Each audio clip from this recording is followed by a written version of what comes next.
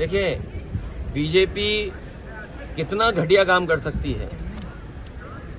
BJP किसी भी नीचाई तक जा सकती है।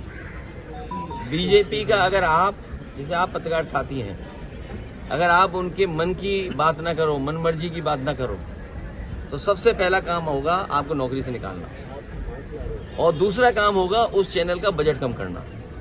ये कोई नई बातें हैं क्या? अच्छा, बीजेपी ये जो काम करती है, आप इतने जागरूक लोगों, पार्लियामेंट, दो पार्लियामेंट बिल्डिंग के बीच में खड़े हो, तब भी आप नहीं जाग रहे हो, बताओ।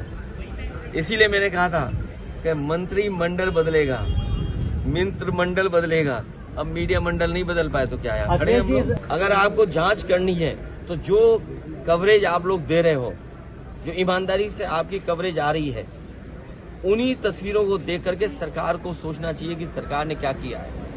क्या यही रास्ता विश्वगुरु बनने का है? क्या यही रास्ता 5वीं अर्थव्यवस्था का है?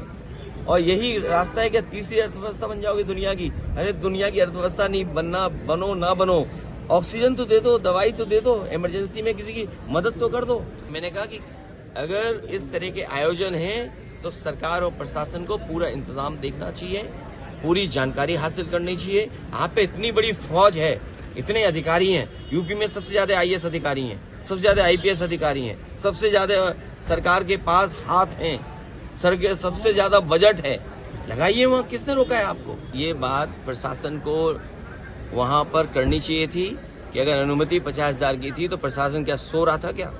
क्यों जाने दिया लोगों को? अगर उनके पास अनुमति थी तो बैरिकेडिंग कहाँ थी, रोकने के इंतजाम कहाँ था?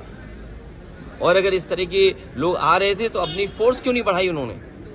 और उनको जानकारी देनी चाहिए आयोजकों को कि आपके आयोजन की वजह से इतने बड़ी संख्या में लोग आ रहे हैं, इनके इंतजाम के लिए हम क्या करें?